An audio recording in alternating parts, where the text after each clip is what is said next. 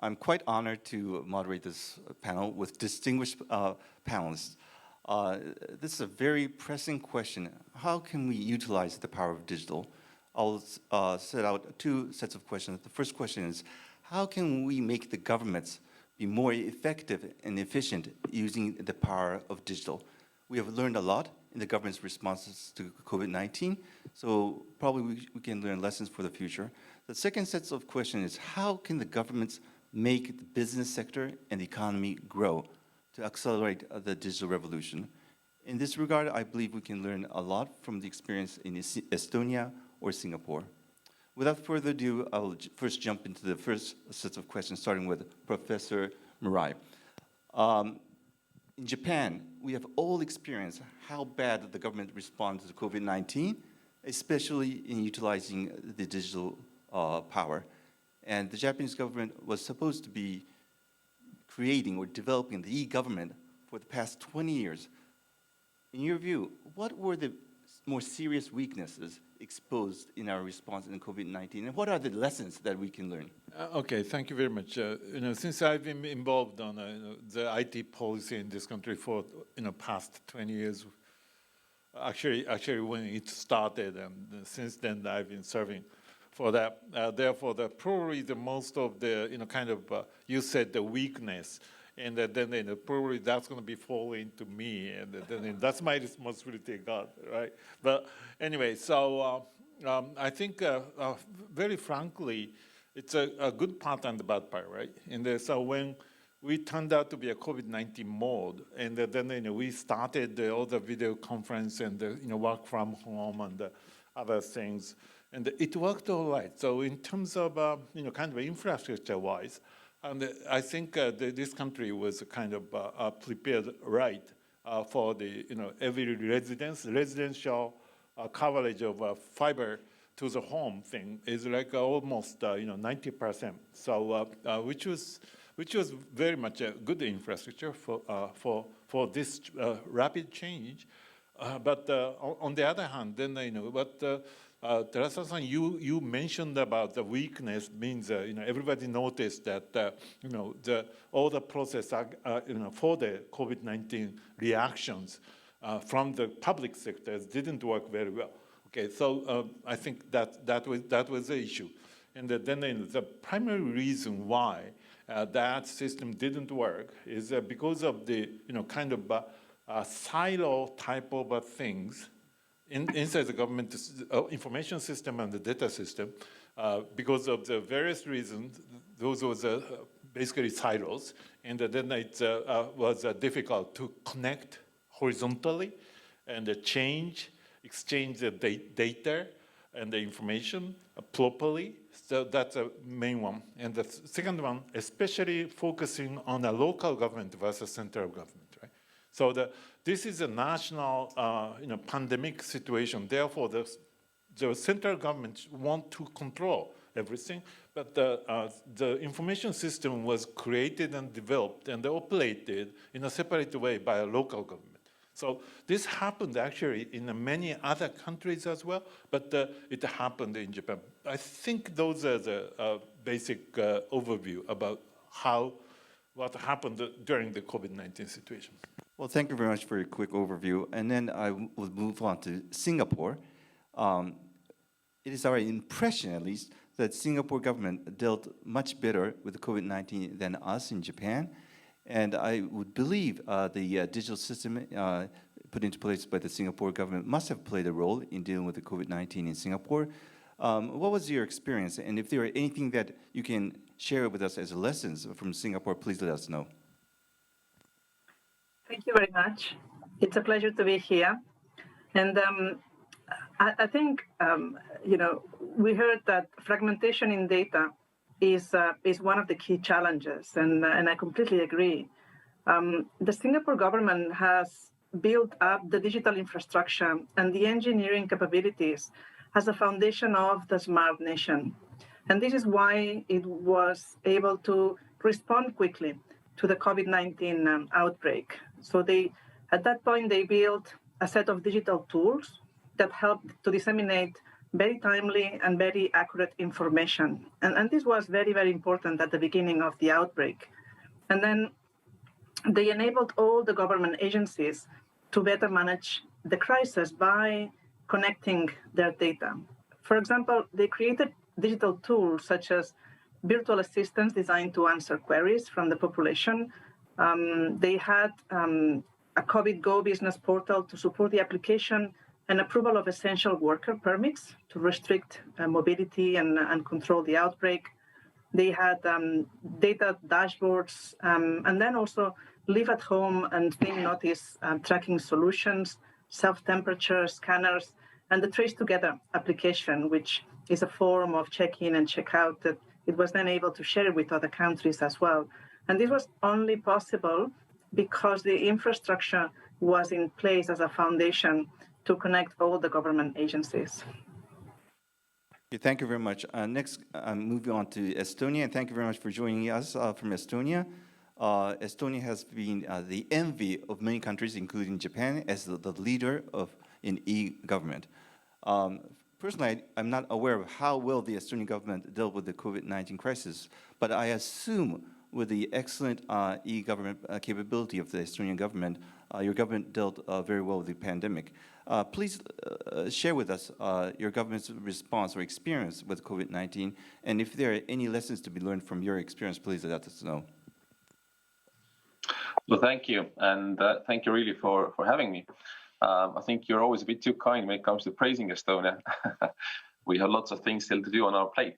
But indeed, the work we have been doing for the last 20 years on digitizing our country and government here, it really showed its value during COVID-19 time as well, because fundamentally, if we had this, once we had to switch from remote work in government, in companies, remote study, everything like that, I mean, that was not that much of a deal because all the services, all the platforms for that were, ready and in use anyway. I mean, we have been able to basically do everything online when it comes to, for example, government bureaucracy from a distance already. So in that sense, the initial shock was not that great. And so I think the lesson we learned was that, hey, it really pays to be digital because you're resilient in many ways to things that might be thrown your way. But the second part is that obviously we also had to come up with some quick solutions quite fast that were COVID specific, things that were not in place before. And while in doing that, we relied on a few, let's say, approaches or sort of principles in a way that have been sort of the cornerstones of our digital journey for the last 20 years. And so if I have to bring out a few, well, first of all, platforms. So just like Dr. Mary said that for Singapore, I mean, we benefited from having the infrastructure in place. So if we had to now come up with next things like how do you get data moving, on COVID and get that published fast, the platforms were there. From, X-Road to exchange data securely between whatever parts of government, to national digital identity, to, open data platforms. So you were able to basically pick these, put them in a Lego for the new mission and go ahead fast. Secondly, what we have always been relying on is collaboration and partnership with academia, with private sector, with both domestic and international. So my point being that as soon as COVID hit, we mobilized these collaborations and partnerships really fast. So just to even give you a random example, then I think it was a Thursday last March when, let's say, movement restrictions came in. And on Friday, we started a hackathon immediately. And through the weekend, we had the first quick fixes to how do you get protective gear management done, or how do you get volunteer engagement done. So basically, we mobilized the community, we mobilized the partnerships to really fix things in a quick way. And the third thing that we have learned, and this is a bit harder now, is that once these initial things were done, actually what I started to come up with to say that we really found out the weak spots in the systems. So for example, to get vaccination registration done was a nightmare because the way that the whole digital registration for hospitals has been set up was not ready for mass registration. So we also found the weak spots that we had to quickly find fixes for and so forth. And this really hammered down the lesson of architecture that if you build stuff, build them small and modular. I mean, we have always known this, but this particular area wasn't ready for this. And if you're modular, you can always, again, readjust for the next mission in a way. So I hope this is a bit of sort of food for thought. So, I mean, overall, we stood the test of COVID-19, I believe, but as we also see that there's so much more we can do to reinforce how we have been doing things. Okay, thank you very much. Coming back to Japan, Professor Takenaka, as you all know, was once the Minister for Economic Reform and the financial sector 15 years ago or so. And for those living in Japan, you all know that the data agency or digital agency was created in September of this year. Assuming that Professor Takenaka were the minister for the digital agency, later Karen Makishima-san, the real minister, will come as a presenter. So this is a sort of an advanced recommendation from Professor Takenaka. What you have learned from the Japanese government response in COVID-19 in utilizing the digital technology, and if there are three priorities that you would handle, would cope with as the Minister for Digital Agencies, what would be those three priority areas? Well, Terasa-san, thank you very much. Please assume me as the Prime Minister. Then, I'm sorry. Minister was not enough for his position. Assuming him as the Prime Minister, but I'm quite sure that you will be in competition with Minister Taro Kono. So I'm wondering who to support, Kono Taro or Takenaka-sensei? if I were Prime Minister, I nominate Professor Murai as the Minister for Digital Affairs. He's the real father of internet in this country. Just 30 years ago, his network in Japan was connected to the network in the United States. This is the birth of internet in this country. Since then, he has been playing a very important role, and as far as digitalization, the country, as was mentioned by Professor Murai, for one part, was this is advanced. Well, 30 years ago, so it was 20 years ago. So, 20 years ago, already we established the national strategy for digitalization, and we planned to provide the world's best infrastructure of internet. Well, this was partly realized. However, how to make use of that? In this process, we had a lot of problems. The most important obstacle was the regulation in each ministry. And also, all ministries are segregated or vertically separated. While the bureaucrats are very strong in this country, like him, he used to be a bureaucrat of METI. And also, honestly speaking, digital literacy of the political leaders, very honestly, not very high. And also another important point is the trust of the people on the government. Well, I really appreciate the effort of Singapore, effort of Estonia. However, Japan's case is a little bit difficult because the size of the country or the population, quite different. We have 126 million population. This is a very mature civil society. People are very anxious about the data security, etc., etc. So in the case of my number, this is a personal identification system. We have been discussing for 20, 30 years or so. Still, people are very anxious about that. Well, but through this number, I must be controlled by the government, or something like that. In the very opening panel today, we discussed the importance of trust. And also, 2 years ago, Prime Minister at that time, Mr. Abe, made a very impressive speech at the Davos meeting using the term data free flow with trust. So, but anyway, in this country, we have 1,700 local government, as mentioned by Murai-san. And also, first of all, it is very important for us to establish the basic database, base registry. This is now being seriously discussed in the newly established digital agency, I believe. And based upon that, another important point is, since the ministries are separated vertically, the leadership of the Prime Minister is very important.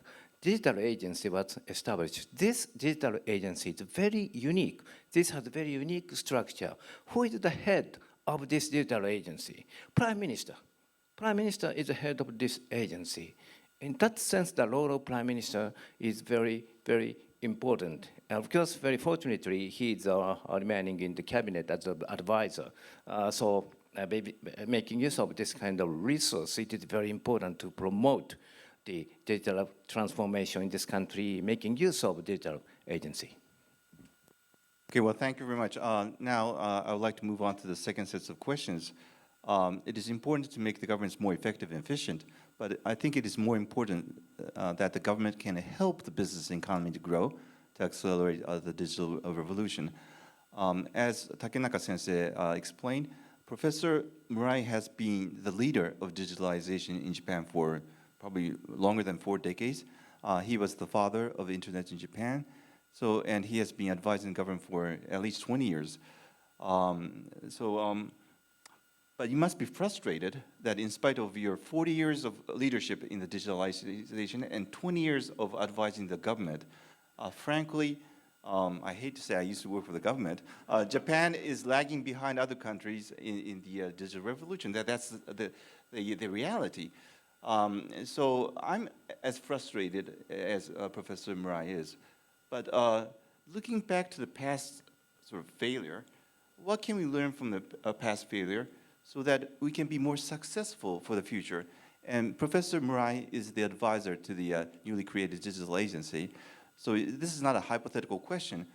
What advices you would give to the government, especially the digital agency, to accelerate the digital revolution? Not just the government, but how to mobilize the economy and business through the government policies.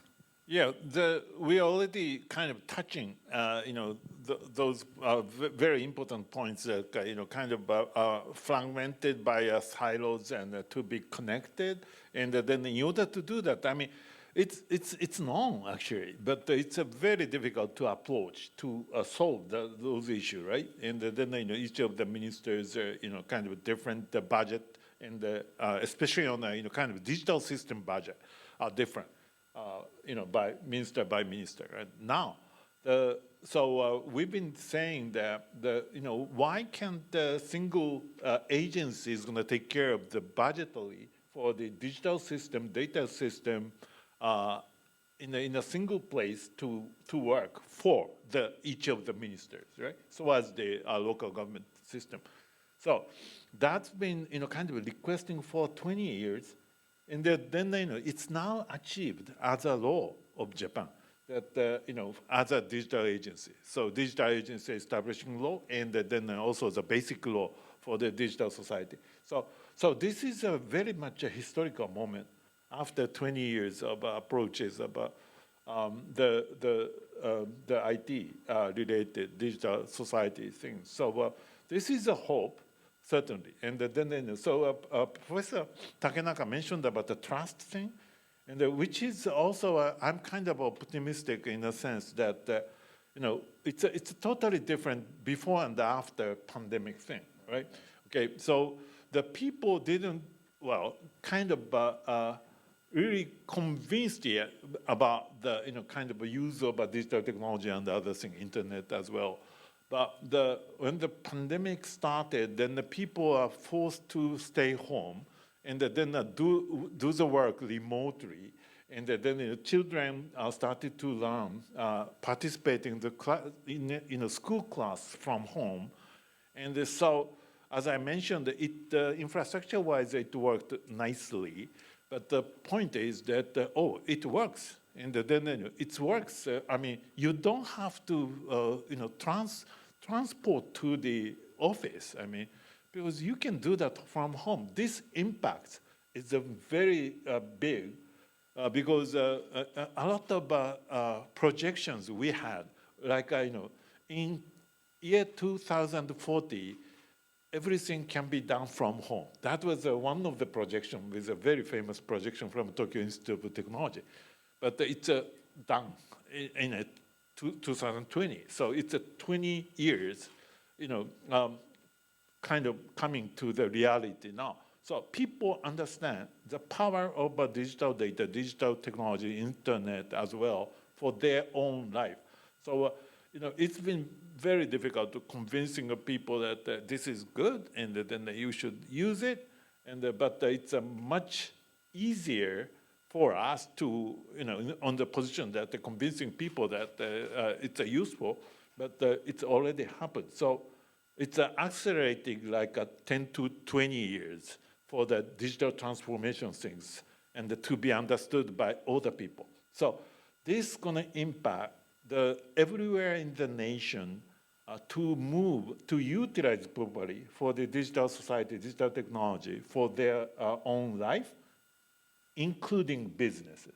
So this impact is going to be a very, very big, I believe. And they now started to trust the technology now.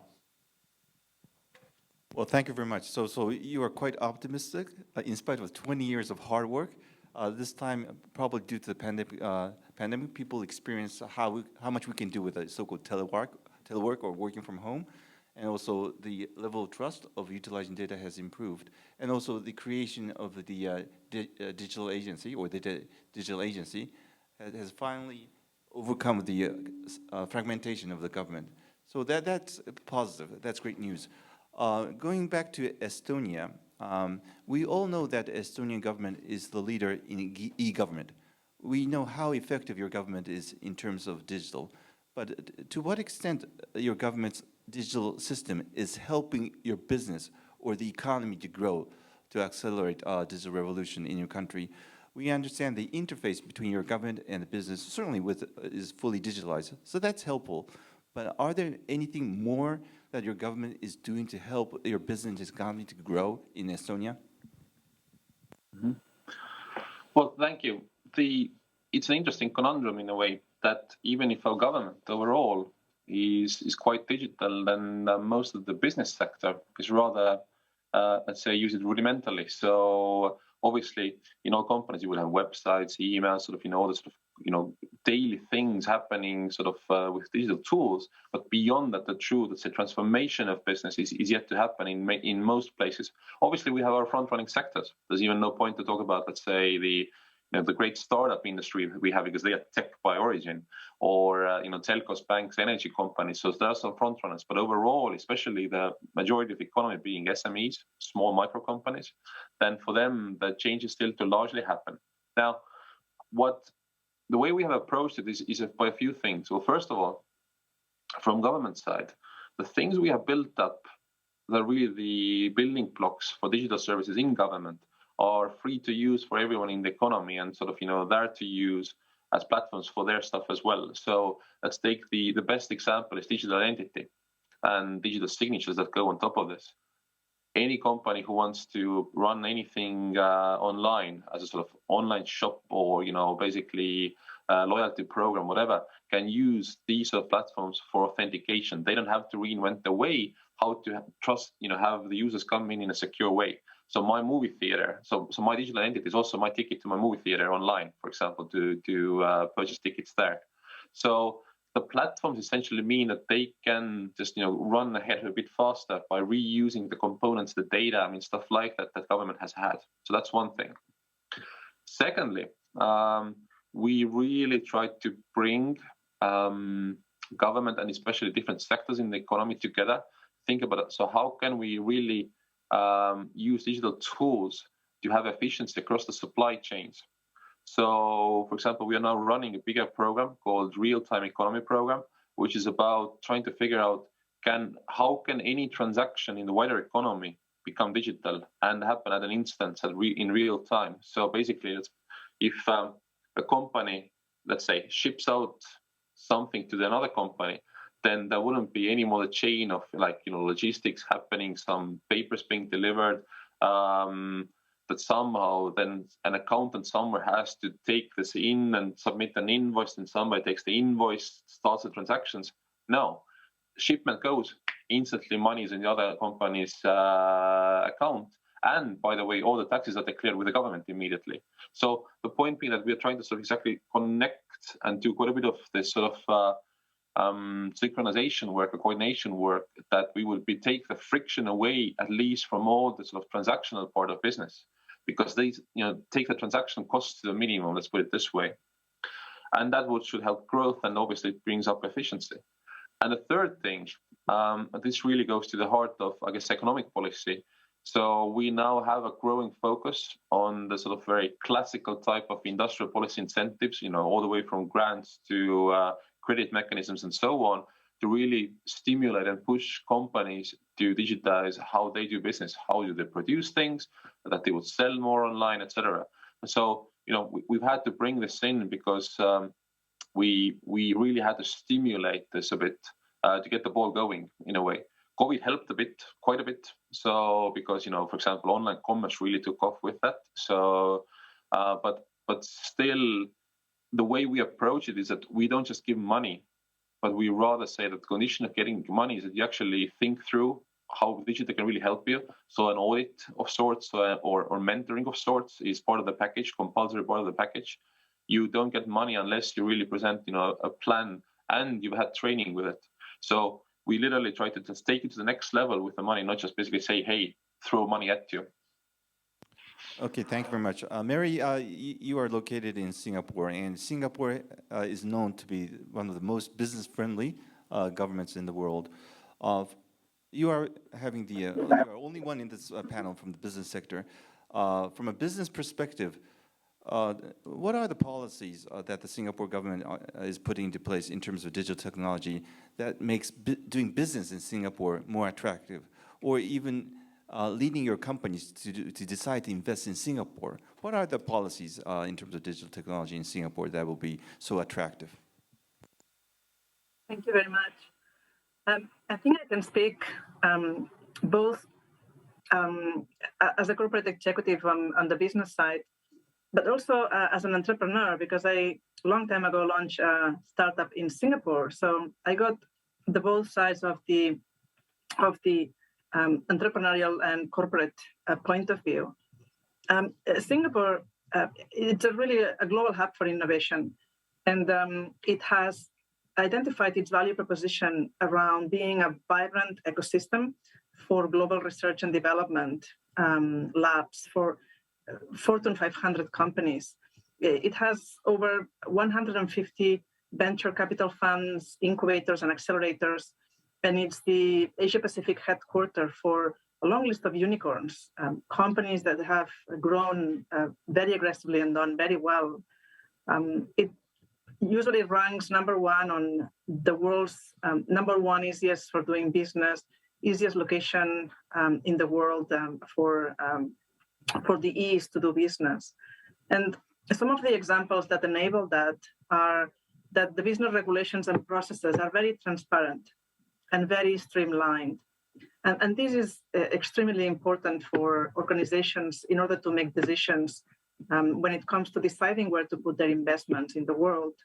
It means that setting up a company takes 15 minutes, which is extremely quick.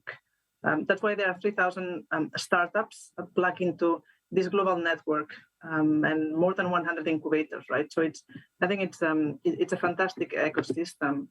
The thing more important than that is that there's very strong government support for innovation. The government has created, for example, fintech regulatory sandboxes and regulatory sandboxes for environmental services, which means that any organization that's interested in developing new products, new capabilities, new solutions, have the right ecosystem, both on the talent side and on the infrastructure side, to experiment and to drive the economic growth. The tax regime is transparent, there's compliance with global standards. And what's very important from my point of view, I work with data and data science and advanced research, is that there's very strong intellectual property protection, which is also a very strong and important point. And as a leader, speaking as a leader, building teams, I think it's a great place to live. I think relocating families into Singapore is a very strong, very good experience, and it's a very easy landing, very well connected hub, even within now the COVID world, and we find that there's a lot of world-class talent coming out of the universities, which makes resourcing teams and bringing in the next generation into our organizations a very strong and very easy thing to do. And it was not the case 15 years ago when I arrived in Singapore the first time. I lived here since 2007, and I've seen this very focused build of the ecosystem. So I think the lesson for every government out there is that it's possible to have a long-term plan to build the ecosystem that drives and attracts and supports business. And Estonia is a fantastic example, and there are others that have also enabled organizations with digital systems, whether it's know your customer or digitalizing the experience and attracting talent. I think it's one of the things that Singapore I can experience both from the corporate and the startup side, and by living in the country, that it has done remarkably well for the past 15 years. Okay, well, thank you very much. The last prepared question goes to Professor Takenaka. During the last Suga administration, Mr. Kono was the Minister for Economic Reform, and he participated in this G1 conference last year. And one of his main point was he was aiming to abolish signature stamps or Hankos. And I had a chance to ask a question to him that, is that all? Is the abolishment of Hanko all to revitalize our economy? Frankly, I did not necessarily receive a straightforward answer from him. But now we have a new administration in place, and assuming that Professor Takena now becomes the prime minister, beating Kono Taro because he's just focusing on Hankos, and now Professor Takenaka would have a much broader agenda. To pursue economic reform, digitalization should be one of the major pillars for economic reform. If you can focus on maybe three policies as economic reform to digitalize our economy, what would you pick as the Prime Minister? Well, thank you very much, Terasa-san, for assuming me as the Prime Minister. Yes, but let me respond very honestly as an economist. I'd like to raise 3 points. One is, well, still, deregulation. This kind of reform is very necessary. Murai-san mentioned the remote work. Yes, remote work developed mostly for big businesses, it is true. However, now we have a very special labor market system. Basically, wages, people's wages are based on the working hour. However, in the case of remote work, it's very difficult, almost impossible to measure, to make an accurate measurement of the working hour. So the wages should be paid not for working hour, but on the outcome of the work. So this is a very dramatic labor market system. But still, some labor unions are strongly against that, and et cetera. This labor market reform is very necessary. Even in the case of remote education, remote medical service, still a lot of regulations existing. Also, this was also mentioned by Murai-san, new digital agency has the right to sum up, to control the budget. However, regulatory authority is still held by each ministry. So in that sense, the strong prime minister leadership is needed, and the strong deregulation. This is very important, especially bedrock regulations are still existing. Well, there is a very interesting indicator. The World Bank every year issued business ranking, business environment ranking, doing business ranking.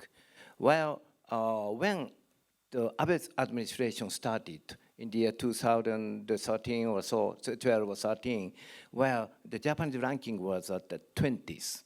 And Abe set up a very clear target to improve this 20s ranking to the 3rd in the world. But actually what happened? The current ranking in Japan's doing business ranking is 29th. This declined. So we need more reform, especially deregulation. This is the first point. The second point is the importance of the investment in intangible asset. As you know, the Japanese economy had been dependent very much on the role of manufacturing industry. In the manufacturing industry, business fixed investment or tangible investment is very important. Well, this created the very strong productivity of the manufacturing industry in Japan. However, in the case of digital-related industry, please see the case of the GAFA. Intangible asset investment is much more important. Well, database investment and computer asset investment, and also research and development investment. And the most important in this country is the investment on human capital. human capital. This is now very weak. So the government should provide some incentives, not only for the investment tax credit, intangible investment tax credit. This kind of policies are needed. This is the second point. And the third point is related to what was mentioned by Mary-san. You mentioned the regulatory sandbox. Well, this is very important. This is very important, well, to promote the deregulation. In the case of Japan, very fortunately, under Abe administration and the Suga administration, we established the system of super smart city. Super smart city is a very ambitious program, just like regulatory sandbox.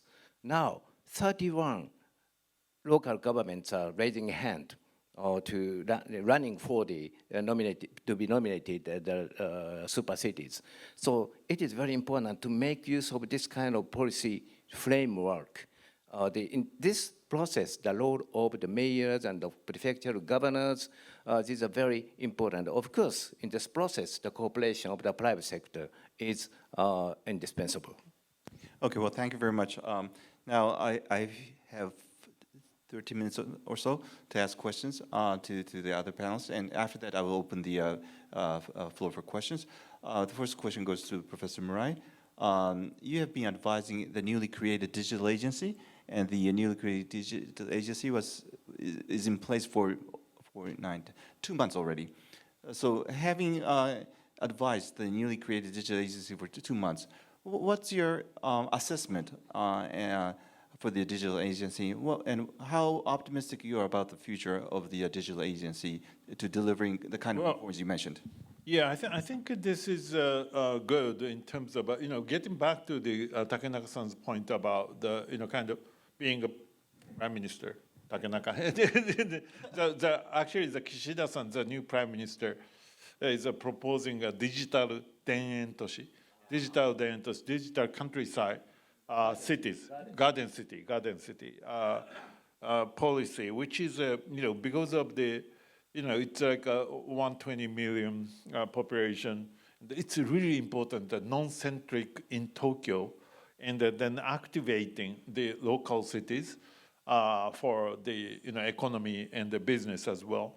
And then but the name of this project is going to be a digital denentoshi, so a digital garden city, right? And so utilizing a digital infrastructure, digital data, digital everything, and then processing this one, including that super city type of a thing. So which is probably, I hope, activating the kind of small and the medium-sized enterprise, which is a very important asset of the business in this country.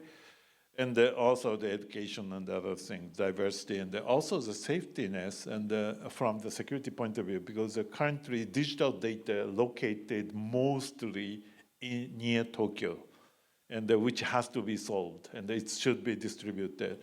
Otherwise, it's very dangerous. After the 2 months of my experiences of kind of advising, working together with the digital agency, I think it's good. And which part is going to be a most optimistic thing? This is very much innovative things happened inside the Japanese government, which is the combination, inviting the private sector people into the digital agency, and they're working together, even taking a leadership of each of the project now. So this has never been happening before for the IT strategy thing. So what we did was inviting the newly created IT venture experienced experts put into the agency, and taking a leadership of the function. And this is moving very nicely when we are looking from the inside. So they are now serious, and then working collaboratively between the private sector people, experts, and the bureaucracy people. So I never seen such a kind of combination of the group and the diversity of the group, because this is very important, because the digital technology experts is very few inside the government structure in the bureaucracy before. But now we have a private sector experts and so working together. So this is amazing, and I think this is one of the sources of optimistic view about the digital agency. Well, a great point. I would go back to Estonia, Asim. Your government has been leading the e-government. How could you attract the talents for your government to lead this process? In Japan, it's just happening from 2 months ago. How successful has your government been in attracting the right talented people to the government to lead digitalization? Well, being also an employer and a manager in that sense, it's a daily struggle. I'm honest with you, but there are a few things where we have been lucky and perhaps successful. Well, first of all, I think you hear this from governments all over the place. It's a mission job. So and there's quite a bit of folks and good specialists who want to build things with a mission, right? That stuff that has impact. So if we're able to build something like that's going to be infrastructure for the whole country, that's a challenge. That's basically something that professionally attracts you.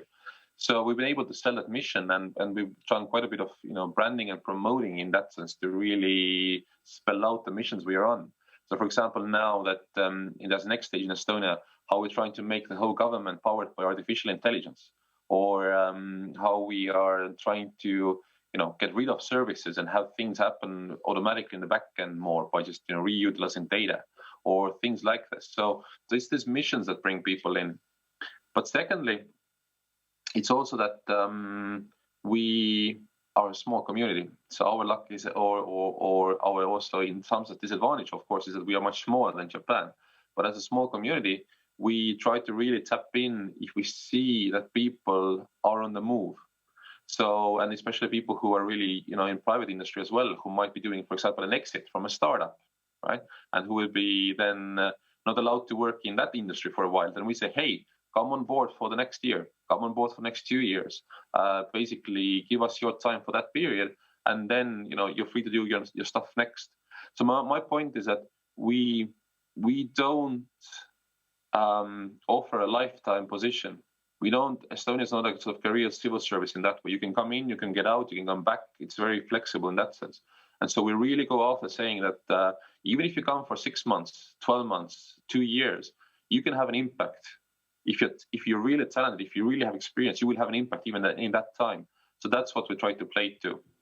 And the third thing is, still I go back to partnerships. So we don't have let's say, a need or illusion that we have to have everybody the best really within our office.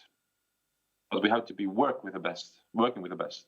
So whether it's from our academia, whether it's from our IT industry, whether it's from global players or international companies. So we really try to pay attention. So how can we work with them? And so not just through procurement and vendors and these monetary relationships, but we also really are believers in open innovation. So we built legal arrangements and framework to really, for example, have startups and big companies come test and try their next things on top of our government stack. Or we can also just, have, joint brainstorming and really bring the experts in, and they will come if there's cool stuff to talk about, and, you can bring the future of digital government. So my point being that this sort of open innovation approach and really just, trying to leverage the talent out there without really having them work on your payroll is also a very big part of it. Okay, well, thank you very much. We have only 15 minutes left, so I would like to open the floor for questions. Please go ahead. Please limit your question within 30 seconds. 30 seconds, okay. My name is Satoshi Hirose from GLOBIS. I have a question to possibly Takenaga-san. We have been discussing from the morning about the trust by the citizen to the government, and we have not yet discussed deep in that point. Why did this distrust or lack of trust happen? Is that history? Is that education? Is that communication by the politicians? How do you think?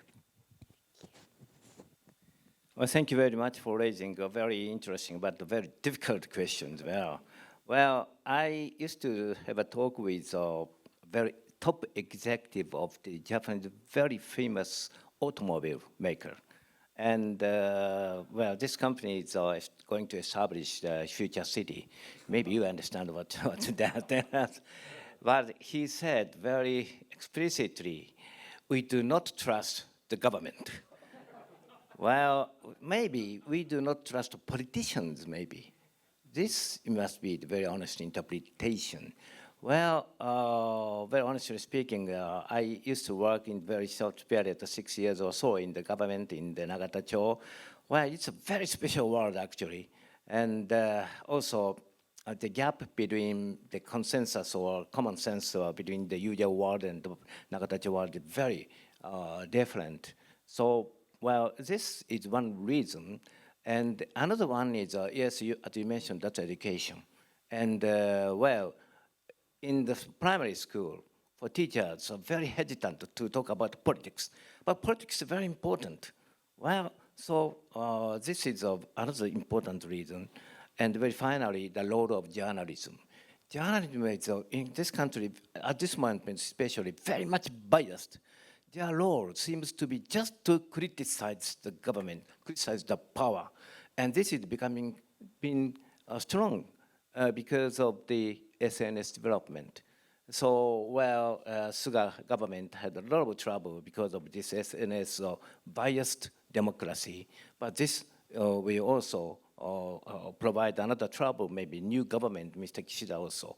So, well, we need a very continuous effort to improve that. But I do not have any very special policy, just a magic stick at this moment. Okay, thank you very much. I would like to take a few more questions. The gentleman from the left.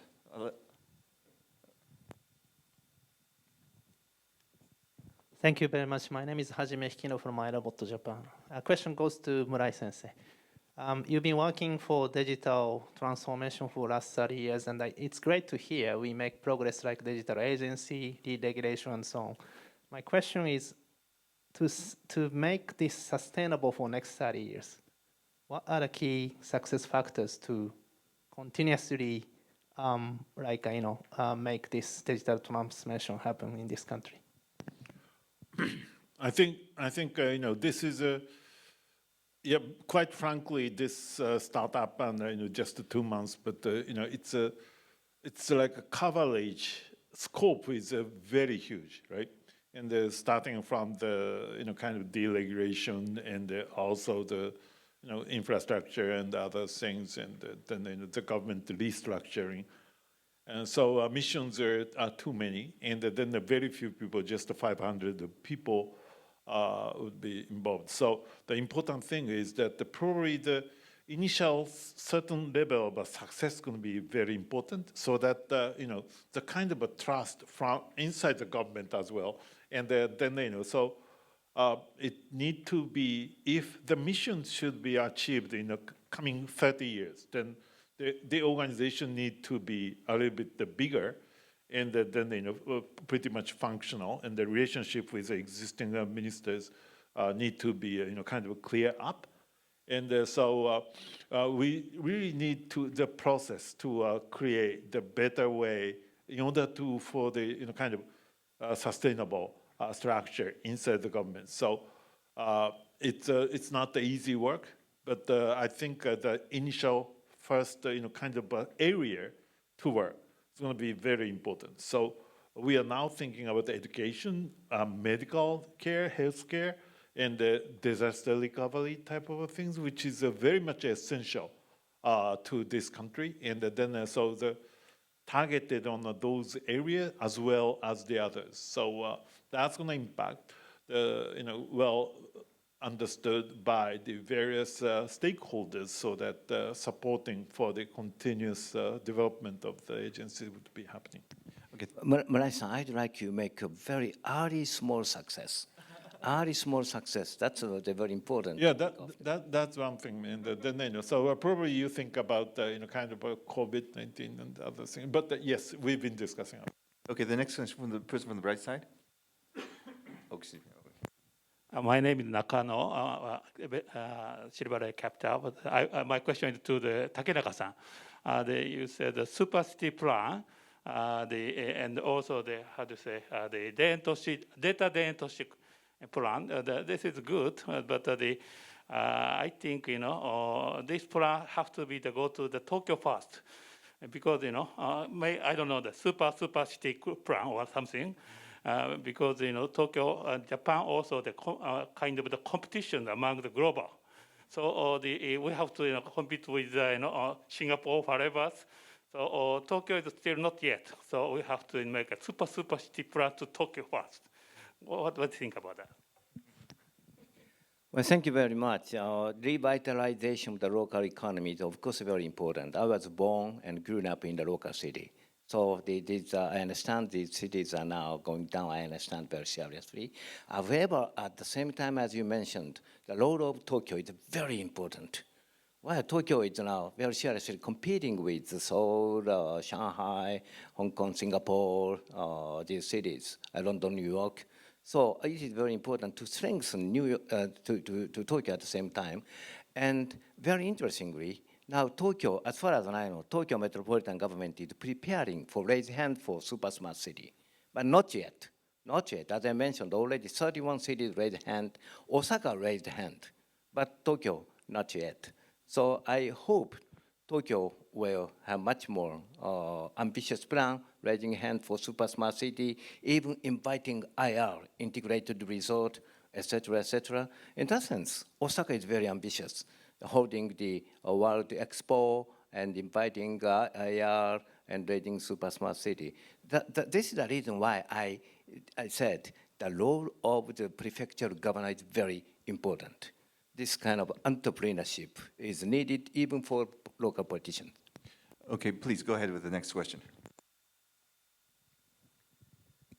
Thank you. This is to Murai Sensei. What I understand as a mission of digital agency, there are three. One is cloud by default. Second is standardization. And perhaps the third is one stop only. And how do you prioritize those three aspects as an advisor to the cabinet? Thank you.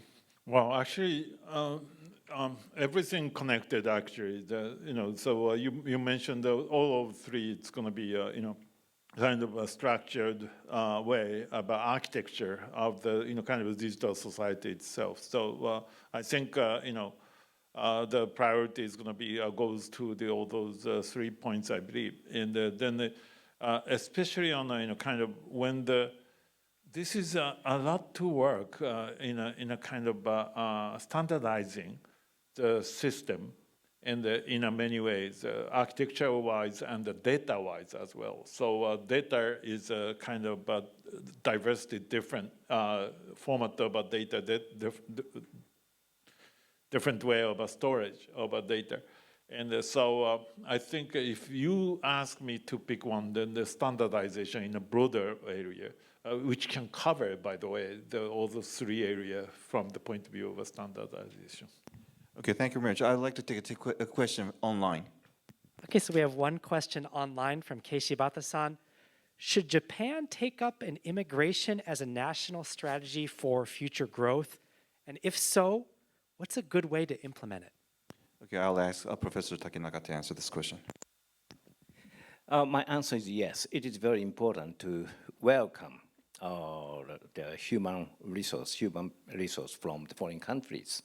Well, as you know, in Japan, we have very serious demographic problem. The total population is declining very rapidly. Under such circumstances, some companies are suffering from labor shortage. Now, because of the COVID-19 and because of the slowdown of the economy, this problem doesn't seem very serious. However, structurally, fundamentally, we have very serious problem of labor shortage.